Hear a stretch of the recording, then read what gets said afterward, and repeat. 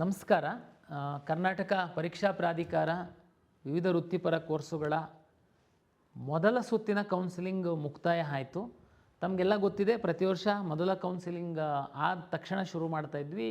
ನಾವು ನೀಟ್ ಫಲಿತಾಂಶವನ್ನು ಆಧರಿಸಿ ಮೆಡಿಕಲ್ ಡೆಂಟಲ್ ಆಯುಷನ್ನು ಎರಡನೇ ಸುತ್ತಿಗೆ ಇದ್ರ ಜೊತೆ ಮರ್ಜ್ ಮಾಡಬೇಕು ಅನ್ನುವಂಥ ಉದ್ದೇಶದಿಂದ ನಾವು ಡಿಲೇ ಮಾಡಿದ್ವಿ. ಈಗಾಗಲೇ ನಮಗೆ ಡೆಂಟಲ್ ಸೀಟ್ ಮ್ಯಾಟ್ರಿಕ್ಸು ಮತ್ತು ಮೆಡಿಕಲ್ ಸೀಟ್ ಮ್ಯಾಟ್ರಿಕ್ಸ್ ಬಂದಿದೆ. ಮೊದಲ ಸುತ್ತಿನಲ್ಲಿ ಮಿಸ್ ಆಗಿರುವಂತಹ ಬಿ ಫಾರ್ಮಾ ಮತ್ತು ಫಾರ್ಮಾ ಡಿ ಸೀಟ್ ಮ್ಯಾಟ್ರಿಕ್ಸ್ ಸಹ ಬಂದಿದೆ. ತಮಗೆಲ್ಲ ಗೊತ್ತಿರುವಂತೆ ಆಯುಷ್ ಸಹ ಬರಬೇಕಾಗಿತ್ತು, ಇನ್ನೂ ಬರಲಿಲ್ಲ. ಅದು ಬಂದರೆ ನಾವು ಅದನ್ನು ಇನ್ಕ್ಲೂಡ್ ಮಾಡ್ತೀವಿ. ಎರಡನೇ ಸುತ್ತನ್ನು ನಾವು ಅಧಿಕೃತವಾಗಿ ಆಪ್ಷನ್ ಎಂಟ್ರಿನ ನಾವು ಶುರು ಮಾಡ್ತಾಯಿದ್ದೀವಿ. ಇಲ್ಲಿ ವಿಶೇಷವಾಗಿ ನಮಗೆ ಈಗಾಗಲೇ ಕೌನ್ಸಿಲಿಂಗಲ್ಲಿ ಭಾಗವಹಿಸಿರುವಂತಹ ವಿದ್ಯಾರ್ಥಿಗಳಿದ್ದೀರಾ.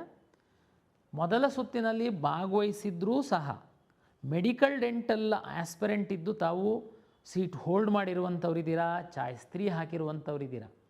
ಜೊತೆಗೆ ಮೊದಲ ಸುತ್ತಿನಲ್ಲಿ ಭಾಗವಹಿಸದೆ ನೀಟ್ ಫಲಿತಾಂಶ ಆಧರಿಸಿ ಮೆಡಿಕಲ್ಲು ಡೆಂಟಲ್ಲು ಆಯುಷಿಗೆ ಭಾಗವಹಿಸುವಂಥವ್ರಿದ್ದೀರಾ.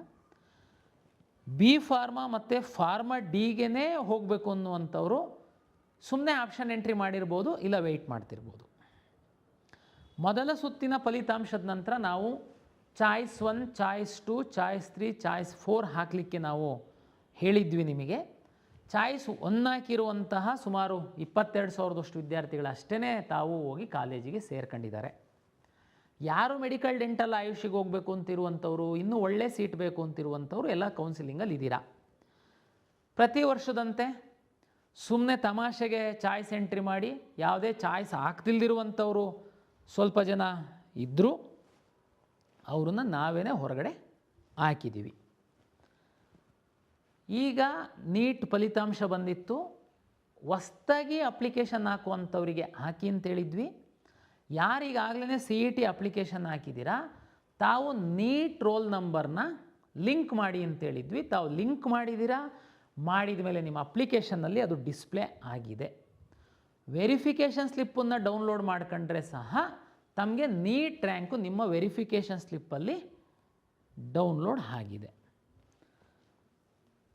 ಈ ವರ್ಷ ನಾವು ವಿಶೇಷವಾಗಿ ಆಲ್ಮೋಸ್ಟ್ ಒಂದು 6 ಮಂತ್ ತನಕ ನಾವು ನಿಮ್ಮ ವೆರಿಫಿಕೇಷನ್ ಸ್ಲಿಪ್ಪಲ್ಲಿ ಎಲ್ಲ ಮೀಸಲಾತಿಗಳನ್ನು ನೋಡ್ಕೊಳ್ಳಿ, ಯಾವುದಾದ್ರೂ ಮಿಸ್ ಆಗಿತ್ತು ಅಂತಂದರೆ ಅಪ್ಡೇಟ್ ಮಾಡ್ಕೊಳ್ಳಿ ಅಂತ ಸಾಕಷ್ಟು ಬಾರಿ ಹೇಳಿದ್ರೂ ಸಹ ಈಗ ನಿಮಗೆ ರಿಯಲೈಸ್ ಆಗಿದೆ, ಈಗ ನಂದು ಮೈನಾರಿಟಿ ಇಲ್ಲ ಹಾಕಬೇಕು ಅಂತ ಓಡಾಡ್ತಾ ಇದ್ದೀರಾ. ಇದು ದುರಂತ. ನಾವು ದಿಕ್ಸೂಚಿ ಅಂತ ಮ್ಯಾಗ್ಝೈನ್ ಸಹ ತಮ್ಮ ಕಾಲೇಜಿಗೆ ಕಳಿಸ್ಕೊಟ್ಟಿದ್ವಿ. ಸಾಕಷ್ಟು ನಾವು ನಮ್ಮ ವಿಕಾಸನ ಚಾನಲಲ್ಲಿ ಹಾಕೋದಲ್ದೇ ಸಾಕಷ್ಟು ಯೂಟ್ಯೂಬ್ ಚಾನಲ್ಲು ಈ ಕೌನ್ಸಿಲಿಂಗಿಗೆ ಎಲ್ಪ್ ಮಾಡುವಂಥವ್ರಿದ್ದಾರೆ. ಅವ್ರುಗಳು ಸಹ ಸಾಕಷ್ಟು ನಿಮಗೆ ಎಜುಕೇಟ್ ಮಾಡಿದ್ದಾರೆ. ಆದರೆ ನಿಮಗೆ ಅವಾಗ ಅದು ಅರಿವಾಗಿಲ್ಲ, ಜವಾಬ್ದಾರಿ ಇಲ್ಲ. ಈಗ ನಿಮಗೆ ರಿಯಲೈಸ್ ಆಗಿ ಓಡಾಡ್ತಾ ಇದ್ದೀರಾ. ಆದರೆ KEA ಎಲ್ಲಿ ಯಾವ ಹಂತದ ತನಕ ಒಂದು ಚೌಕಟ್ಟಿರುತ್ತೆ ಅಲ್ಲಿವರೆಗೆ ಮಾತ್ರ ನಾವು ಎಲ್ಪ್ ಮಾಡಲಿಕ್ಕೆ ಸಾಧ್ಯ, ಅದನ್ನು ಮೀರಿ ಮಾಡಲಿಕ್ಕೆ ಆಗಲ್ಲ. ಈಗ ಎರಡನೇ ಸುತ್ತಿನ ಕೌನ್ಸಿಲಿಂಗಿಗೆ ಬರೋಣ. ಯಾರು ಚಾಯ್ಸ್ 2 ಹಾಕಿ ಹೋಲ್ಡ್ ಮಾಡಿದ್ದೀರಾ ತಾವು ಮೆಡಿಕಲ್ಲು ಡೆಂಟಲ್ಲು ಬಿ ಫಾರ್ಮಾ ಮತ್ತು ಫಾರ್ಮಾ ಡಿ ತಾವು ಆಪ್ಷನ್ ಎಂಟ್ರಿನ ಮಾಡಬಹುದು. ಚಾಯ್ಸ್ 3 ಹಾಕಿರುವಂಥವರು ಸಹ ನೀವು ನಮ್ಮ ಸಿಸ್ಟಮ್ ಒಳಗಡೆ ಇದ್ದೀರಾ, ನೀವು ಆಪ್ಷನ್ ಎಂಟ್ರಿ ಮಾಡ್ಬೋದು. ಕಳೆದ ವರ್ಷದ ತನಕ ನಮಗೊಂದು ಬೇಡಿಕೆ ಇತ್ತು, ಏನು ಅಂದರೆ ಮೊದಲ ಸುತ್ತಿನಲ್ಲಿ ಆಪ್ಷನ್ ಎಂಟ್ರಿ ಮಾಡುವಾಗ ಸರ್ ನಾವು ಮಿಸ್ ಮಾಡಿಬಿಟ್ಟಿದ್ವಿ, ನಂದು ಮೇಲ್ಗಡೆ ಇನ್ನೂ ಒಳ್ಳೆ ಕಾಲೇಜನ್ನು ಹಾಕುವಂಥದ್ದು ಮರ್ತೋಗಿತ್ತು, ಎರಡನೇ ರೌಂಡಲ್ಲಿ ನಮಗೆ ಹಾಕೋದಕ್ಕೆ ಕೊಡಿ ಅಂತ. ನಮ್ಮ ಅಲಾಟ್ಮೆಂಟ್ ಸಾಫ್ಟ್ವೇರು ಅದಕ್ಕೆ ಸಪೋರ್ಟ್ ಮಾಡ್ತಿರಲಿಲ್ಲ ಅಂತ ನಾವು ಹೊಸ ಆಪ್ಷನ್ಗಳನ್ನ ಹಾಕೋದಕ್ಕೆ ಅವಕಾಶ ಕೊಡ್ತಿರಲಿಲ್ಲ. ಭಾಳ ಸ್ಪಷ್ಟವಾಗಿ ಹೇಳ್ತಾ ಇದ್ದೀನಿ, ನಾನು ಹೊಸ ಆಪ್ಷನ್ ಬಗ್ಗೆ ಹೇಳ್ತಿರುವಂಥದ್ದು ನಮ್ಮ ಸಿಸ್ಟಮ್ ಒಳಗಡೆ ಇರುವಂಥವರು, ಅಂದರೆ ಚಾಯ್ಸ್ 2, ಚಾಯ್ಸ್ 3 ಹಾಕಿರುವಂಥವರು ನಮ್ಮ ಸಿಸ್ಟಮ್ ಒಳಗಡೆ ಇರುವಂಥವ್ರು, ಅವ್ರ ಬಗ್ಗೆ ನಾನು ಮಾತಾಡ್ತಾ ಇದ್ದೀನಿ. ಈ ವರ್ಷ ನಾವು ಅಲಾಟ್ಮೆಂಟ್ ಸಾಫ್ಟ್ವೇರ್ನ ಸ್ವಲ್ಪ ಅಪ್ಗ್ರೇಡ್ ಮಾಡಿದ್ದೀವಿ ವಿದ್ಯಾರ್ಥಿಗಳ ದೃಷ್ಟಿಯಿಂದ. ಯಾವುದಾದ್ರೂ ಬಿಟ್ಟೋಗಿತ್ತು ನಿಮ್ಮದು ಕಾಲೇಜು, 90% ಇಲ್ಲ 10% ಸ್ಟೂಡೆಂಟ್ದು ಈ ಥರದ್ದು ಸಣ್ಣ ಗೊಂದಲ ಇದ್ದರೆ ತಾವು ಬೇಕಾದರೆ ಹಾಕ್ಬೋದು. Medical dental AYUSH B pharma, pharma D ಜೊತೆಗೆ ನೀವು ನಮ್ಮ ಸಿಸ್ಟಮ್ ಒಳಗಡೆ ಇರುವಂಥವರು ಯಾವುದಾದ್ರೂ ಕಾಲೇಜನ್ನು ಹಾಕೋದಾದರೆ ಹಾಕ್ಬೋದು. ಒಂದು ಪಾಯಿಂಟು. ಎರಡನೇದು, ಮೆಡಿಕಲ್ಲಿಗೋಸ್ಕರನೇ ಈಗ ನೀವು ಎಂಟ್ರಿ ಆಗ್ತಾಯಿದ್ದೀರಾ ಸಿಸ್ಟಮ್ ಒಳಗಡೆ. ತಾವುಗಳು ಮೆಡಿಕಲ್ಲಿಗೆ ಮಾತ್ರ ಹಾಕೋದಕ್ಕಾಗುತ್ತೆ. ಅಂದರೆ ಮೆಡಿಕಲ್ ನೀಟ್ ರ್ಯಾಂಕ್ ಆಧರಿಸಿ ನಿಮ್ಮ ಲಾಗಿನ್ ಒಳಗಡೆ ತಾವು ಈಗ ಏನಾದ್ರೂ ಇಲ್ಲಿವರೆಗೆ ಸುಮ್ಮನಿದ್ದು ನಾನು ಈಗ ಇಂಜಿನಿಯರಿಂಗ್ ಹಾಕಬೇಕು, ನೋ. ಈಗ ನಾನು ಅಗ್ರಿಕಲ್ಚರ್ ಹಾಕಬೇಕು, ಈಗ ನಾನು ವೆಟರ್ನರಿ ಹಾಕಬೇಕು, ಸಾಧ್ಯ ಇಲ್ಲ. ಅಂದರೆ ಫಸ್ಟ್ ಟೈಮ್ ನೀವು ಭಾಗವಹಿಸ್ತಾ ಇರುವಂತಹ ವಿಶೇಷವಾಗಿ ನೀಟ್ ರ್ಯಾಂಕ್ ಆಧರಿಸಿ ಕೌನ್ಸಿಲಿಂಗ್ಗೆ ಭಾಗವಹಿಸೋದಕ್ಕಿದ್ದಂಥ ವಿದ್ಯಾರ್ಥಿಗಳಿಗೆ. ನಮ್ಮ ಹತ್ರ ಇನ್ನು ಸ್ವಲ್ಪ ವಿದ್ಯಾರ್ಥಿಗಳಿದ್ದಾರೆ. ಯಾವ ಥರ ಅಂತಂದರೆ ಬೈ ಮಿಸ್ಟೇಕ್ ಚಾಯ್ಸ್ 4 ಹಾಕಿ ಹೊರಗಡೆ ಹೋಗಿದ್ದಾರೆ. ಈಗ ಅವರಿಗೆ ರಿಯಲೈಸ್ ಆಗಿದೆ. ನಾನು ತಮ್ಗೆ ಗೊತ್ತಿರಬೇಕು, ಈ ಸರಿ ತುಂಬ ಫ್ಲೆಕ್ಸಿಬಿಲಿಟಿ ಕೊಟ್ಟಿದ್ದೆ. ಲಾಸ್ಟ್ ಡೇಟ್ ತನಕ ತಾವು ಚಾಯ್ಸನ್ನು ಮೇಲೆ ಕೆಳಗೆ ಎಲ್ಲ ಮಾಡೋದಕ್ಕೆ ನಾನು ಅವಕಾಶ ಕೊಟ್ಟಿದ್ದೆ. ಆದರೆ ಸಹ ಮಕ್ಕಳು ಮಿಸ್ಟೇಕ್ ಮಾಡಿರ್ತೀರ. ನಿಮಗೆ ಇದು 2ನೇ ಸುತ್ತಾಗಿರೋದ್ರಿಂದ ನಿಮಗೆ ಒಂದು ಸಣ್ಣ ಅವಕಾಶ ಕೊಡ್ತಾಯಿದ್ದೀನಿ. ಯಾರಿಗೆ? ಚಾಯ್ಸ್ 4 ಹಾಕಿ ಹೊರಗಡೆ ಹೋಗಿರುವಂಥವರಿಗೆ. ನೀವು ಮತ್ತೆ ಸಿಸ್ಟಮ್ ಒಳಗಡೆ ಬರೋದಾದರೆ 750 ರೂಪಾಯಿ ಕೊಟ್ಟು ತಾವು ಮತ್ತೆ ಲಾಗಿನ್ ಆಗಿ ಸಿಸ್ಟಮ್ ಒಳಗಡೆ ಬರಬಹುದು. ಆದರೆ ಒಂದು ಕಂಡೀಷನ್ ಏನಂದರೆ, ನಿಮಗೆ ಫಸ್ಟ್ ರೌಂಡಲ್ಲಿ ಸಿಕ್ಕಿರುವಂತಹ ಸೀಟು ಡಿಲೀಟ್ ಆಗಿ ನಿಮ್ಮನ್ನ ಆಟೋ ಚಾಯ್ಸ್ 3 ಥರ ಮಾಡಿ ನಿಮ್ಮನ್ನು ಒಳಗಡೆ ಬಿಡ್ತೀವಿ. ಇದು ಈ ರೌಂಡಿಗೆ ಮಾತ್ರ, ಮತ್ತೆ ಮುಂದಿರಲ್ಲ. ಇದು ದಯಮಾಡಿ ಅರ್ಥ ಮಾಡ್ಕೊಳ್ಬೇಕು. ಇನ್ನು ಕ್ಯಾನ್ಸಲ್ ಈಗಾಗಲೇ ಕೆಲವರು ಏನು ಮಾಡಿದ್ದೀರಾ, ಚಾಯ್ಸ್ 1 ಹಾಕಿದ್ದೀರಾ, ದುಡ್ಡು ಕಟ್ಟಿಲ್ಲ, ನೀವು ಫರ್ದರ್ ಏನೂ ಮಾಡಿಲ್ಲ, ನಿಮ್ಮನ್ನೆಲ್ಲ ನಾವು ಸಿಸ್ಟಮಿಂದ ಹೊರಗಡೆ ಹಾಕಿರ್ತೀವಿ. ಏನೋ ಮಿಸ್ಟೇಕಿಂದ ತಾವು ಆ ಥರ ಮಾಡಿದ್ರಿ ಅಂತಂದರೆ ತಾವು 750 ರೂಪಾಯಿ ಕಟ್ಟಿ ಒಳಗಡೆ ಬರಬಹುದು. ನಿಮ್ಮನ್ನು ಸಹ ಚಾಯ್ಸ್ 3 ಅಂತ ಕನ್ಸಿಡರ್ ಮಾಡ್ತೀವಿ. ನಿಮಗೆ ಸಿಕ್ಕಿರೋ ಸೀಟು ಇರಲ್ಲ. ಇದು ಈ ಸೆಕೆಂಡ್ ರೌಂಡ್ ಆಗಿರೋದಕ್ಕೆ ಇದಕ್ಕೆ ಮಾತ್ರ ನಾವು ಅವಕಾಶ ಕೊಡ್ತಾ ಇರೋದು. ಮುಂದಿನ ಯಾವ ದಿನಗಳಲ್ಲೂ ಈ ಅವಕಾಶಗಳು ಇರಲ್ಲ. ದಯಮಾಡಿ ಅರ್ಥ ಮಾಡ್ಕೊಳ್ಳಿ. ತಮಗೆಲ್ಲ ಗೊತ್ತಿರುವಂತೆ ಈ ಮೊದಲ ಸುತ್ತಿನಲ್ಲಿ ಎಲ್ಲ ಸೀಟನ್ನು ನಾವು ಕನ್ವರ್ಷನ್ ಮಾಡಿಯೇ ನಿಮಗೆ ಅಲಾಟ್ ಮಾಡಿದ್ವಿ. ಅಂದರೆ ಆದಷ್ಟು ಸೀಟ್ಗಳು ಕನ್ವರ್ಷನ್ ಆಗಿ ನಿಮಗೆ ಒಳ್ಳೆ ಸೀಟೇ ಸಿಕ್ಕಿತ್ತು.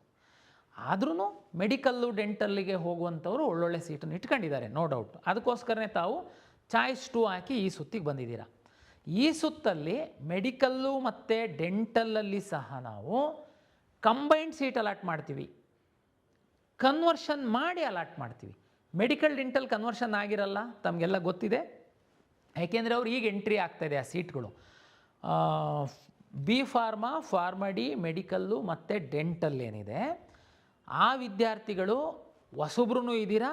ಈಗ ಇರುವಂಥವ್ರು ನೀಟ್ ರ್ಯಾಂಕ್ ಇತ್ತು ಅಂತಂದರೆ ತಾವು ಹಾಕಿರ್ತೀರ. 2ನೇ ಸುತ್ತಲ್ಲಿ ನಾವು medical, dental, pharma D pharma ಮತ್ತು ಏನು ನಮ್ಮ ಫಾರ್ಮಾ ಡಿ ಇದೆ, ಇದನ್ನು ಕನ್ವರ್ಷನ್ ಮಾಡಿ ನಾವು ಈ ಸುತ್ತಲ್ಲಿ ಅಲಾಟ್ ಮಾಡ್ತೀವಿ. ಅಲಾಟ್ ಮಾಡಿದ ಮೇಲೆ ಕೆಲವರಿಗೆ ಸ್ವಲ್ಪ ಗೊಂದಲ ಇದೆ, ವಿಶೇಷವಾಗಿ ಮೆಡಿಕಲ್ ಅವರಿಗೆ. ಏನಪ್ಪ ಅಂದರೆ, ಸರ್ MCCದು ಶುರುವಾಗಿದೆ, ನೀವು ಶುರು ಮಾಡ್ತಾಯಿದ್ದೀರಾ, ನಾವು ಅಲ್ಲಿ ಹೋಗಬೇಕಾ, ಇಲ್ಲಿ ಹೋಗಬೇಕಾ, ನನಗೆ ಮ್ಯಾನೇಜ್ಮೆಂಟ್ ಸೀಟು ಈ ಕಾಲೇಜಲ್ಲಿ ಸಿಗುತ್ತಾ, ಆ ಕಾಲೇಜಲ್ಲಿ ಸಿಗುತ್ತಾ, ಪಿ ಸೀಟ್ ಇದೆಲ್ಲ. ಇದಕ್ಕೆಲ್ಲದಕ್ಕೂ ಪರಿಹಾರ ಏನು ಅಂತಂದರೆ, ತಮಗೆ ಗೊತ್ತಿರುವಂತೆ NRI ಸೀಟ್ಗಳು ಮ್ಯಾನೇಜ್ಮೆಂಟ್ ಆಗಿ NRI ಎಷ್ಟಿರ್ತಾರೆ ಅಷ್ಟು ಅಲಾಟ್ ಮಾಡ್ತೀವಿ.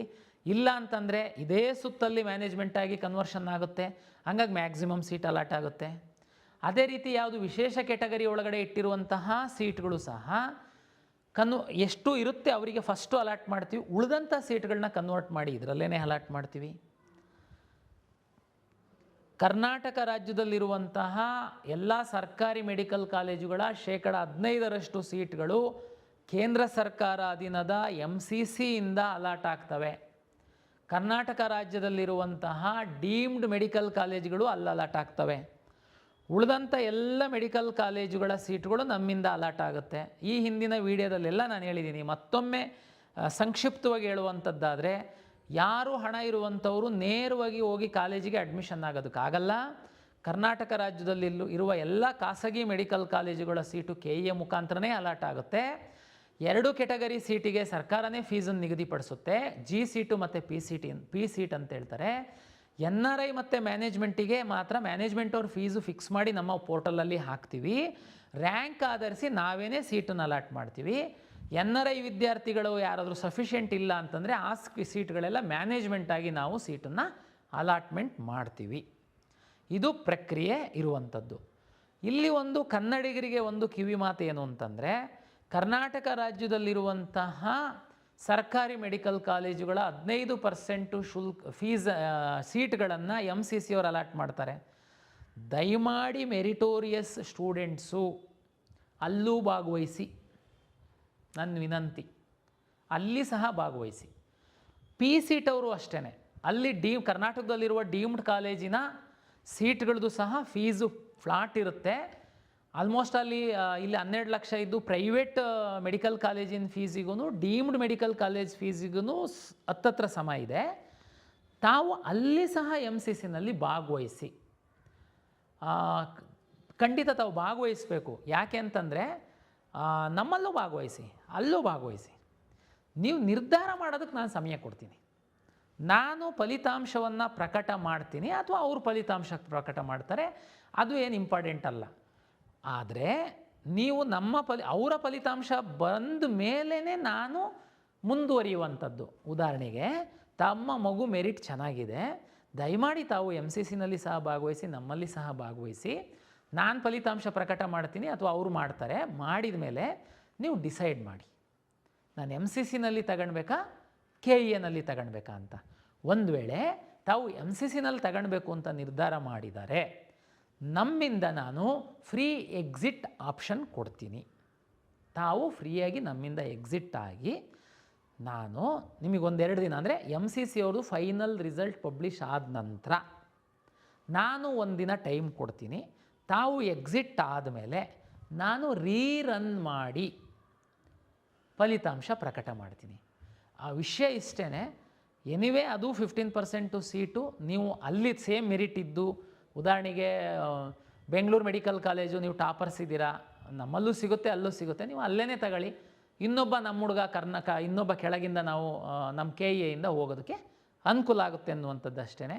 ಯಾಕೆಂದರೆ ಕಾಲೇಜು ಸೇಮ್ ಇರುತ್ತೆ, ಹಾಗಾಗಿ ನಿಮಗೆ ಏನು ಪ್ರಾಬ್ಲಮ್ ಆಗಲ್ಲ.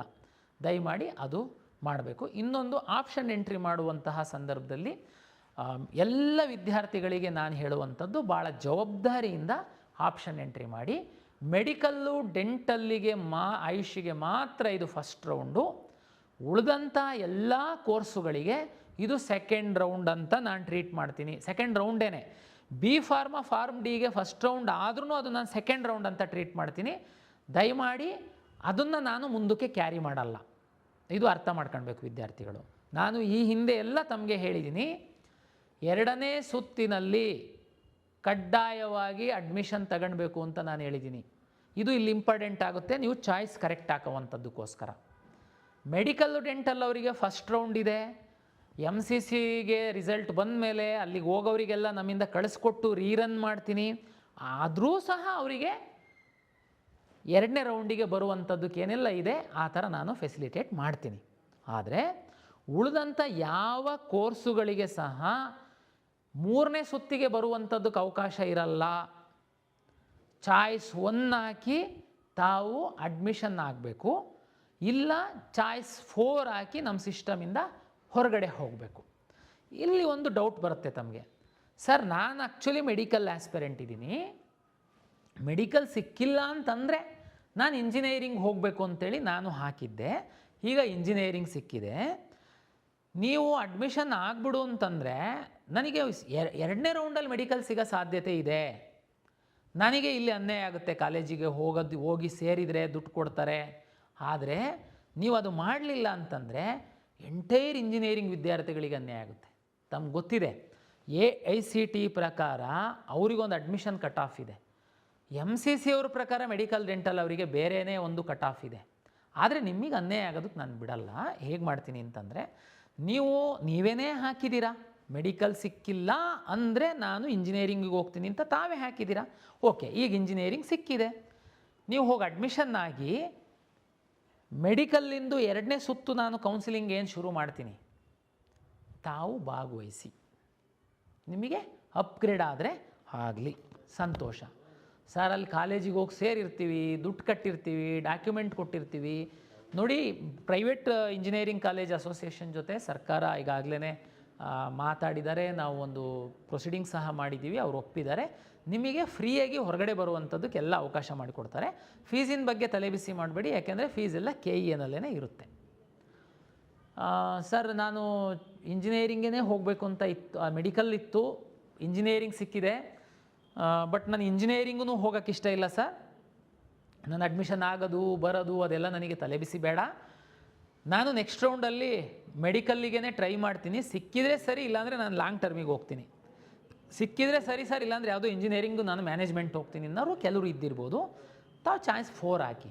ಸರ್ ಚಾಯ್ಸ್ 4 ಹಾಕಿದರೆ ನಾನು ಸಿಸ್ಟಮಿಂದನೇ ಹೊರಗಡೆ ಹೋಗ್ತೀನಲ್ಲ, ಮತ್ತು ನನಗೆ ಮೆಡಿಕಲ್ ಬೇಕು ಸರ್. ನೋ ಪ್ರಾಬ್ಲಮ್, ನೀವು ಮೆಡಿಕಲ್ಲಿಗೆ ಬರ್ಬೋದು. ಯಾಕೆಂತಂದರೆ ತಮ್ಗೆ ಗೊತ್ತಿದೆ, ಮೆಡಿಕಲ್ಲು, ಡೆಂಟಲ್ಲು, ಆಯುಷ್ ಏನಿದೆ ಅದು ಸೆಕೆಂಡ್ ರೌಂಡ್ ಅಂತ ಆಗುವಂಥದ್ದು. ನೋಡಿ, ನೀವೇನೇ ಇಂಜಿನಿಯರಿಂಗ್ ಸಿಕ್ಕಿದ್ರೆ ಅಂತ ನೀವು ಹಾಕಿರ್ತೀರಾ, ನೀವು ಹೋಗಲ್ಲ ಅಂದರೆ 4 ಹಾಕಿ ಹೊರಗಡೆ ಹೋಗಿ ಬಂದರೆ ನೀವು 750 ಕಟ್ಟಿ ಒಳಗಡೆ ಬನ್ನಿ. ಯಾಕೆಂದರೆ ನೀವೇನೇ ಹಾಕಿರುವಂಥದ್ದು ಮೆಡಿಕಲ್ ಸಿಕ್ಕಿಲ್ಲ ಅಂದರೆ ಇಂಜಿನಿಯರಿಂಗ್ ಅಂತೇಳಿ. ಇದು ಎರಡನೇ ಆಪ್ಷನ್ನು ಮೆಡಿಕಲ್ ಡೆಂಟಲ್ ಅವರಿಗೆ ಹೊರತುಪಡಿಸಿ, ಮೆಡಿಕಲ್ ಡೆಂಟಲ್ ಆಯುಷ್ ಅವರಿಗೆ ಹೊರತುಪಡಿಸಿ ಉಳಿದಂಥ ಎಲ್ಲರಿಗೆ ಸಹ ನಾನು ಆಪ್ಷನ್ ಇದು ನಾನು ವಿವರವಾಗಿ ರಿಸಲ್ಟ್ ಪಬ್ಲಿಷ್ ಮಾಡಿದ ಮೇಲೆ ಹೇಳ್ತೀನಿ. ನಾನು ಈಗ ಯಾಕೆ ಇದೊಂದು ಸಂಕ್ಷಿಪ್ತ ನಿಮಗೆ ಹೇಳ್ತಾ ಇದ್ದೀನಿ ಅಂತಂದರೆ, ಇಂಜಿನಿಯರಿಂಗಿಂದು ಈ ಹಿಂದೆ ಹೆಂಗಿರ್ತಿತ್ತು ಅಂತಂದರೆ, ನೀವು 3ನೇ ಸುತ್ತಿನ ತನಕ ಬರೋದಕ್ಕೆ ಅವಕಾಶ ಇತ್ತು. ಇದನ್ನೇ ದುರುಪಯೋಗ ಪಡಿಸ್ಕೊಂಡು ಸೀಟ್ ಬ್ಲಾಕ್ ಮಾಡ್ತಿದ್ರು ವಿದ್ಯಾರ್ಥಿಗಳು. ಹಾಗಾಗಿ ನಾನು ಇದನ್ನು ಹೇಳ್ತಾ ಇದ್ದೀನಿ.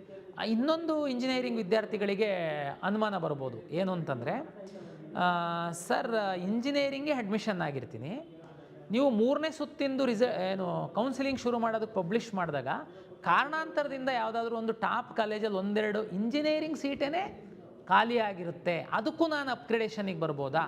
ಎಸ್, ನೀವು ಬರ್ಬೋದು. ಆದರೆ ನೀವು ಅಡ್ಮಿಷನ್ ಆಗಿರೋದು ಆಟೋಮೆಟಿಕಾಗಿ ಕ್ಯಾನ್ಸಲ್ ಆಗುತ್ತೆ, ನೀವು ಬರಬಹುದು. ಸರ್ ಇದು ಏನು ಗೊಂದಲ ಆಗಿಬಿಡುತ್ತೆ ಸರ್, ನಾನು ಹೋಗೋದು ಇಲ್ಲಿ ಹೋಗಿ ಬರೋದು ಇದು ನೀವು ಈ ಥರ ವಿಚಾರ ಮಾಡುವಾಗ ನಾನು ಒಂದು ಡೇಟಾ ಅನಲೈಸ್ ಮಾಡಿದ್ದೀನಿ. ಲಾಸ್ಟ್ ಇಯರು, ಅದ್ರ ಹಿಂದಿನ ವರ್ಷ ಅದ್ರದ್ದೆಲ್ಲ ನೋಡಿದರೆ, ಈ ಥರ ಬಿಟ್ಟು ಅಪ್ಗ್ರೇಡ್ ಆಗುವಂಥದ್ದು, ಬೇರೆ ಕಡೆ ಹೋಗುವಂಥದ್ದು ಕೇವಲ ಒಂದು 2%.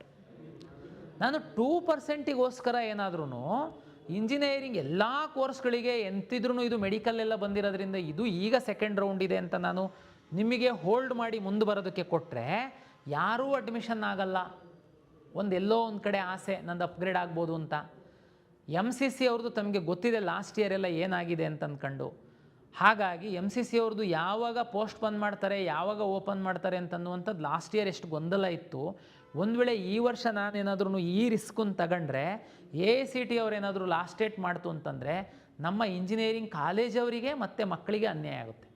ನಾನು 2% ಸೀಟಿಗೋಸ್ಕರ ನಾನು ನಿಮ್ಗಳ್ನೆಲ್ಲ 3ನೇ ಸುತ್ತಿನ ತನಕ ತಗೊಂಡು ಹೋಗೋದಕ್ಕೆ ಆಗಲ್ಲ. ಹಾಗಾಗಿ ಈ ನಿರ್ಧಾರ ನಾವು ಮಾಡಿದ್ದೀವಿ. ದಯಮಾಡಿ ತಾವು ಸಹಕಾರ ನೀಡಬೇಕು. ನೀವು ಏನೂ ಗೊಂದಲಕ್ಕೆ ಒಳಗಾಗಬೇಡಿ. ವಿದ್ಯಾರ್ಥಿಗಳ ಸ್ಥಾನದಲ್ಲಿ ನಾನು ನಿಂತು ನಿಮ್ಗಳಿಗೆ ಯಾವ ರೀತಿ ಅನುಕೂಲ ಆಗಬೇಕು ಆ ರೀತಿಯೇ ನಾನು ನಿಮಗೆ ಸಹಾಯ ಮಾಡ್ತೀನಿ. ಬಟ್ ನೀವು ಏನೇನೋ ಕಲ್ಪನೆ ಮಾಡ್ಕೊಂಡು ಟೆನ್ಷನ್ ಆಗೋದಕ್ಕೆ ಹೋಗಬೇಡಿ. ಆಮೇಲೆ ಮೆಡಿಕಲ್ಲಿಗೆ ಸಂಬಂಧಪಟ್ಟಂಥ ಪೋಷಕರು, ವಿದ್ಯಾರ್ಥಿಗಳು ನನಗೆ ಸುಮಾರು ಕಾಲ್ ಬರ್ತಾಯಿದೆ, ಫೋನ್ ತುಂಬ ಗೊಂದಲದಲ್ಲಿದ್ದೀರಾ, ಸಿಗುತ್ತೋ ಸಿಗಲ್ವೋ. ನಾನು ನಿಮಗೆ ಹೇಳುವಂಥದ್ದು ಇಷ್ಟೇ, ಈ ವರ್ಷದ್ದು ಸೀಟು ಎನಿವೇ ಕರ್ನಾಟಕಕ್ಕೆ ಸ್ವಲ್ಪ ಒಂದು 1350 ಸೀಟ್ ಜಾಸ್ತಿ ಆಗಿದೆ. ಎನಿವೇ ನಮ್ಮ ವೆಬ್ಸೈಟಲ್ಲಿ ತಾವು ನೋಡಿ, ಎಲ್ಲ ರೋಸ್ಟರ್ ಪ್ರಕಾರ ಇರುತ್ತೆ. ಕಳೆದ ವರ್ಷದ್ದು ರ್ಯಾಂಕನ್ನು ನೋಡಿ ನೀವು ಒಂದು ಅನಲೈಸ್ ಮಾಡ್ಬೋದು, ನಿಮಗೆ ಯಾವ ಸೀಟು ಸಿಕ್ಬೋದು, ಯಾವ ಕಾಲೇಜಲ್ಲಿ ಸಿಕ್ಬೋದು ಅಂತ ಅಂದ್ಕೊಂಡು. ಹಾಗಾಗಿ ತಾವು ಬೇರೆ ಬೇರೆ ರೀತಿ ಸಿಕ್ಬಿಡುತ್ತೆ ನನಗೆ, ಹೀಗೆ ಸಾಧ್ಯನಾ ಹಾಗೆ ಸಾಧ್ಯನಾ, ಅವ್ರ್ಯಾರೋ ಹೇಳಿದ್ದಾರೆ ಸೀಟ್ ಕೊಡಿಸ್ತೀವಿ ಅಂತ, ಆ ಥರ ಎಲ್ಲ ತಾವು ಯಾವುದೇ ಒಂದು ತಪ್ಪು ನಿರ್ಧಾರನ ಮಾಡೋಕ್ಕೆ ಹೋಗಬೇಡಿ. 100% ಪಾರದರ್ಶಕವಾಗಿ ಆಗುತ್ತೆ. ಪೇರೆಂಟ್ಸಿಗೆ ತುಂಬ ಸ್ಪಷ್ಟವಾಗಿ ಹೇಳುವಂಥದ್ದು, ಕರ್ನಾಟಕ ರಾಜ್ಯದಲ್ಲಿ ಸರ್ಕಾರಿ ಮೆಡಿಕಲ್ ಕಾಲೇಜ್ಗಳಿದೆ, ಖಾಸಗಿ ಮೆಡಿಕಲ್ ಕಾಲೇಜ್ಗಳಿದೆ. ಖಾಸಗಿ ಮೆಡಿಕಲ್ ಕಾಲೇಜ್ಗಳಲ್ಲಿ ಕೆಲವು ಪ್ರೈವೇಟ್ ಯೂನಿವರ್ಸಿಟಿ ಸ್ಟೇಟಸನ್ನು ತಗೊಂಡಿರೋರಿದ್ದಾರೆ, ಕೆಲವು ಮೆಡಿಕಲ್ ಕಾಲೇಜುಗಳು ಡೀಮ್ಡ್ ಯೂನಿವರ್ಸಿಟಿ ಸ್ಟೇಟಸನ್ನು ತಗೊಂಡಿರೋರು ಇದ್ದಾರೆ. ಡೀಮ್ಡ್ ಯೂನಿವರ್ಸಿಟಿ ಸ್ಟೇಟಸ್ ತಗೊಂಡಿರುವ ಮೆಡಿಕಲ್ ಕಾಲೇಜ್ಗಳಲ್ಲಿ ಕೆಲವು ಕಾಲೇಜುಗಳು ಸರ್ಕಾರ NOC ಕೊಡುವಾಗ ಏನೋ ಒಂದು ಕಮಿಟ್ಮೆಂಟ್ ಮಾಡಿರೋದ್ರಿಂದ ಕೆಲವು ಸೀಟ್ಗಳನ್ನು ಕೆ ಇಗೆ ಸಹ ಬಿಟ್ಟುಕೊಡ್ತಾರೆ. ಆ ಸೀಟ್ಗಳನ್ನು ನಾವು ಜಿ ಸೀಟಾಗಿ ಸರ್ಕಾರಿ ಮಾನದಂಡಗಳಂತೆ ಮೀಸಲಾತಿಯಂತೆ ನಾವು ಅಲಾಟ್ ಮಾಡ್ತೀವಿ. ಇನ್ನು ಉಳಿದಂಥ ಎಲ್ಲ ಡೀಮ್ಡ್ ವಿಶ್ವವಿದ್ಯಾಲಯಗಳ ಸೀಟ್ಗಳು MCC ಇಂದ ಅಲಾಟ್ ಆಗುತ್ತೆ. ಖಾಸಗಿ ವಿಶ್ವವಿದ್ಯಾಲಯಗಳೇನಿದ್ದಾವೆ, ಮೆಡಿಕಲ್ ಕಾಲೇಜ್ ನಡೆಸ್ತಾ ಇರುವಂಥದ್ದು, ಅವರು ಸೀಟ್ಗಳು 100% ನಮ್ಮಿಂದನೇ ಅಲಾಟ್ ಆಗುವಂಥದ್ದು. ಆದರೆ ಸೀಟ್ ಶೇರಿಂಗು ಸಣ್ಣ ವ್ಯತ್ಯಾಸ ಇದೆ. ಮತ್ತು ಅಲ್ಲಿ ಪಿ ಸೀಟ್ ಅಂತ ನಾವೇನು ಕರಿತೀವಿ, ಅದು ಬೇರೆ ಕಾಲೇಜಲ್ಲೆಲ್ಲ 12-12.5 ಲಕ್ಷ ಇತ್ತು ಅಂತಂದರೆ, ಈ ಖಾಸಗಿ ವಿಶ್ವವಿದ್ಯಾಲಯದಲ್ಲಿ ಆಲ್ಮೋಸ್ಟ್ ಆಲ್ ಡಬಲ್ ಇದೆ. ಹಾಗಾಗಿ ತುಂಬ ಗೊಂದಲ ಮಾಡ್ಕೊಳ್ಳೋದಕ್ಕೆ ಹೋಗಬೇಡಿ. ನಮ್ಮ ಕಾಲೇಜುವಾರು ಫೀಸ್ ಸ್ಟ್ರಕ್ಚರು, ಕಾಲೇಜುವಾರು ಸೀಟ್ಸ್ ಇದೆ, ಅದನ್ನೊಂದು ಸರಿ ನೋಡಿ. ಇನ್ನೊಂದು ಕನ್ಫ್ಯೂಷನ್, ಒಂದು ಕಾಲೇಜಲ್ಲಿ 4 ಕೆಟಗರಿ ಸೀಟ್ ಇರುತ್ತೆ. ಉದಾಹರಣೆಗೆ ಜಿ ಸೀಟು ಮೆರಿಟೋರಿಯಸ್ ಸ್ಟೂಡೆಂಟ್ಸು, ಸರ್ಕಾರದ ಎಲ್ಲ ಮೀಸಲಾತಿಗಳನ್ನ. ಇನ್ನೊಂದು ಪಿ ಸೀಟು ಮತ್ತು ಮ್ಯಾನೇಜ್ಮೆಂಟ್ ಸೀಟು, NRI ಸೀಟು. ನೀವು ಆಪ್ಷನ್ ಎಂಟ್ರಿ ಮಾಡುವಾಗ ಫಸ್ಟು ಸರ್ ಜಿ ಸೀಟನ್ನೆಲ್ಲ ಒಂದು ಕಾಲೇಜಿಗೆ ಒಂದೇ ಹಾಕಬೇಕಾ, ಜಿ ಸೀಟನ್ನು ಮಾತ್ರ ಹಾಕಬೇಕಾ? ನೀವು ನಿಮ್ಮ ಮಗು ಲಾಗಿನ್ನು ಓಪನ್ ಮಾಡ್ಕೊಂಡು ನೀವು ಕೂತ್ಕೊಳ್ಳಿ, ಭಾಳ ಸ್ಪಷ್ಟವಾಗಿ ನಿಮಗೆ ಕ್ಲಾರಿಟಿ ಬರುತ್ತೆ. ಈಗ ಉದಾಹರಣೆಗೆ ನೀವು ಜಿ ಸೀಟು ಸಿಗ್ಬೋದು, ಇಲ್ಲ ಅಂದರೆ ಪಿ ಸೀಟ್ ಸಿಗುತ್ತೆ ಅನ್ನುವಂಥದ್ದು ಇದೆ ಅಂತ ಭಾವಿಸೋಣ ನಾನು. ಜಿ ಸೀಟು ಅಂದರೆ ಗೌರ್ಮೆಂಟ್ ಕಾಲೇಜಲ್ಲೂ ಸೀಟ್ ಇದೆ, ಪ್ರೈವೇಟ್ ಮೆಡಿಕಲ್ ಕಾಲೇಜಲ್ಲೂ ಜಿ ಸೀಟ್ಗಳಿದೆ. ಕೆಲವರು ತಾವು ಫೈನಾನ್ಷಿಯಲಿ ಚೆನ್ನಾಗಿದ್ದು ನಾನು ಗೌರ್ಮೆಂಟ್ ಮೆಡಿಕಲ್ ಕಾಲೇಜ್ ಜೊತೆಗೆ ಪ್ರೈವೇಟ್ ಮೆಡಿಕಲ್ ಕಾಲೇಜ್ನೂ ಜಿ ಸೀಟ್ ಹಾಕ್ತೀನಿ ಅಂತಂದರೆ ಮಿಕ್ಸ್ ಮಾಡಿ ಹಾಕ್ಬೋದು. ಲಾಸ್ಟಿಗೆ ಬರ್ತಾ ಬರ್ತಾ ಪ್ರೈವೇಟ್ ಕಾಲೇಜಿನ ಜಿ ಸೀಟ್ ಹಾಕಿ ಅದೇ ಕಾಲೇಜಿನ ಪಿ ಸೀಟ್ ಹಾಕಿ ಅದೇ ಕಾಲೇಜಿನ ಮ್ಯಾನೇಜ್ಮೆಂಟ್ ಸೀಟನ್ನು ಹಾಕ್ಬೋದು. ನೀವು ಏನು ಬೇಕಾದ್ರೂ ಹಾಕ್ಬೋದು. ಈಗ ಉದಾಹರಣೆಗೆ ಒಂದು ಕಾಲೇಜಲ್ಲಿ 4 ಕೆಟಗರಿ ಸೀಟ್ ಇದೆ ಅಂತಂದರೆ ನೀವು 4 ಕೆಟಗರಿ ಸೀಟನ್ನು ಹಾಕ್ಬೋದು. ಆಮೇಲೆ ಕೆಲವರು ಪೇರೆಂಟ್ಸ್ ಏನು ಮಾಡ್ತೀರಾ, ಲಾಸ್ಟ್ ಇಯರ್ದೆಲ್ಲ ರ್ಯಾಂಕ್ ನೋಡಿದ್ದೀವಿ, ನಮಗೆ ಅದೇನು ಕಾಲೇಜು ಸಿಗುವಂಥದ್ದು ಚಾನ್ಸಸ್ ಇಲ್ಲ, ಬಟ್ ಯಾವುದಕ್ಕೂ ಇರಲಿ ಅಂಥೇಳಿ ನಾವು ಅದನ್ನೊಂದು ಹಾಕಿದ್ದೀವಿ ಅಂತ. ಯಾವುದಕ್ಕೂ ಇರಲಿ ಅಂತ ತಾವು ಹಾಕುವಾಗ ದಯಮಾಡಿ ಕೆಳಗೆ ಹಾಕಿದ್ದೀವಿ ನಾವು ಅಂತ. ಕೆಳಗಲ್ಲ. ನಮ್ಮ ಕಂಪ್ಯೂಟರ್ ಹೆಂಗೆ ಕನ್ಸಿಡರ್ ಮಾಡುತ್ತೆ, ನಿಮ್ಮ ರ್ಯಾಂಕು ಮತ್ತು ನೀವು ಮೊದಲು ಯಾವ್ದು ಹಾಕಿದ್ದೀರಾ, ಮೊದಲು ಹಾಕಿರುವಂಥದ್ದಕ್ಕೆ ಮೊದಲ ಆದ್ಯತೆ ರ್ಯಾಂಕ್ ಮೇಲೆ, ಎರಡನೇದಕ್ಕೆ 2ನೇ ಆದ್ಯತೆ, 3ನೇದಕ್ಕೆ 3ನೇ ಆದ್ಯತೆ, ಈ ರೀತಿ ಅಲಾಟ್ ಮಾಡ್ತಾ ಬರುತ್ತೆ. ನೀವು ಯಾವುದಕ್ಕೂ ಇರಲಿ ಅಂತ ಹಾಕುವಂಥ ಸಂದರ್ಭದಲ್ಲಿ ಕೆಳಗೆ ಹಾಕುವಂಥದ್ದಲ್ಲ ಒಂದು. ಎರಡನೇದು, ಸೀಟ್ ಮುಂದೆ ಫೀಸು ಸಹ ಬರುತ್ತೆ. ದಯಮಾಡಿ ಫೀಸನ್ನು ನೋಡಿ. ತುಂಬ ಮಕ್ಕಳು ಪೇರೆಂಟ್ಸ್ ಏನು ಮಾಡ್ತಾರೆ, ಒಂದು ಟೆನ್ಷನ್ನಲ್ಲಿ ಗಡಿಬಿಡಿನಲ್ಲಿ ಮ್ಯಾನೇಜ್ಮೆಂಟ್ ಸೀಟನ್ನು ಸಹ ತಂದು ಹಾಕ್ಬಿಟ್ಟಿರ್ತೀರ ನೀವು. ಆ್ಯಕ್ಚುಲಿ ನೀವು ಶಕ್ತಿ ಇರಲ್ಲ ಫೈನಾನ್ಷಿಯಲಿ ಮ್ಯಾನೇಜ್ಮೆಂಟ್ ಸೀಟಿಗೆ. ಕಂಪ್ಯೂಟರ್ ಅಲಾಟ್, ನಿಮ್ಮ ರ್ಯಾಂಕ್ ಚೆನ್ನಾಗಿದ್ದು ನೀವು ಮ್ಯಾನೇಜ್ಮೆಂಟ್ ಸೀಟನ್ನು ತಂದು ಮೇಲೆ ಹಾಕಿದರೆ ಅಲಾಟ್ ಮಾಡುತ್ತೆ. ನೀವೇನೋ ಮ್ಯಾನೇಜ್ಮೆಂಟ್ ಸೀಟೇ ಫಸ್ಟ್ ಕೇಳಿದ್ದೀರಾ ಅಂತ. ಹಂಗಾಗಲ್ಲ. ನಿಮಗೆ ಅದು ಹಣನೂ ಅಲ್ಲಿರೋದ್ರಿಂದ ತಾವು ಚೆಕ್ ಮಾಡಿ, PDF ಡೌನ್ಲೋಡ್ ಮಾಡಿ ಒಂದು ಸರಿ ನೀಟಾಗಿ ನೋಡಿ. ಪೇರೆಂಟ್ಸ್ ನೋಡಿ, ಮಕ್ಕಳು ತುಂಬಾ ಅವರಿಗೆ ಅರ್ಥ ಆಗಲ್ಲ, ಗೊಂದಲ ಇರುತ್ತೆ ಅಂತಂದರೆ. ಅಲಾಟ್ ಆದಮೇಲೆ ಬಂದು ಇಲ್ಲ ನನಗೆ ಅದು ಇಂಟ್ರೆಸ್ಟ್ ಇರಲಿಲ್ಲ ಹಾಗೆ ಹೀಗೆ ಅಂತೆಲ್ಲ ಹೇಳಿದರೆ ಆಮೇಲೆ ನಿಮಗೂ ತೊಂದರೆ, ನಮಗೂ ತೊಂದರೆ. ನಿಮ್ಮನ್ನು ಹೊರಗಡೆ ಹಾಕುವಂಥದ್ದು ಸಿಸ್ಟಮ್ ಅಲಾಟ್ಮೆಂಟು, ನಾವು ಯಾವುದು ಮ್ಯಾನ್ಯುವಲ್ ಮಾಡುವಂಥದ್ದಲ್ಲ. ಹಾಗಾಗಿ ನೀವು ತಾಳ್ಮೆಯಿಂದ ಈ ಕೆಲಸವನ್ನು ಮಾಡಬೇಕು. ತುಂಬ ಕಡಿಮೆ ಮೆಡಿಕಲ್ ಕಾಲೇಜ್ಗಳಿರುತ್ತೆ, ಹಾಗಾಗಿ ತುಂಬ ಟೆನ್ಷನ್ ಮಾಡುವಂತಹ ಅಗತ್ಯ ಇಲ್ಲ. ತಾವು ಇದನ್ನು ಮಾಡಿ PDF ಇಟ್ಕೊಳ್ಳಿ. ಕೊನೆ ಲಾಸ್ಟ್ ಡೇ ತನಕ ನಾವೇನು 13ನೇ ತಾರೀಕಿನ ತನಕ ಅವಕಾಶ ಕೊಡ್ತಾಯಿದ್ದೀವಿ, ಸಾಕು. ಯಾಕೆಂತಂದ್ರೆ ಈಗ ಆಲ್ರೆಡಿ ನಮ್ಮ ಹತ್ರ ಸುಮಾರು ಚಾಯ್ಸ್ 2 ಮತ್ತು ಚಾಯ್ಸ್ 3 ಹಾಕಿರೋರೆ ಆಲ್ಮೋಸ್ಟ್ ಅಲ್ಲಿ 85,000 ವಿದ್ಯಾರ್ಥಿಗಳು ಆಲ್ರೆಡಿ ನಮ್ಮ ಸಿಸ್ಟಮ್ ಒಳಗೆ ಇದ್ದೀರಾ. ನೀವು ಜಸ್ಟ್ ಮೇಲೆ ಕೆಳಗೆ ಮಾಡುವಂಥದ್ದು. ಹಾಗಾಗಿ 13ನೇ ತಾರೀಕಿನ ತನಕ ಅವಕಾಶ ಕೊಡ್ತಾಯಿದ್ದೀವಿ. ಇದನ್ನು ಸದುಪಯೋಗ ಪಡಿಸ್ಕೊಳ್ಳಿ. ಒಂದು ಪಾಯಿಂಟ್ ಮಿಸ್ ಆಗಿತ್ತು, ಫಸ್ಟ್ ರೌಂಡಲ್ಲಿ ತಾವು ಆಪ್ಷನ್ ಎಂಟ್ರಿ ಮಾಡಿದ್ದೀರಾ, ನಿಮಗೆ ಯಾವುದೂ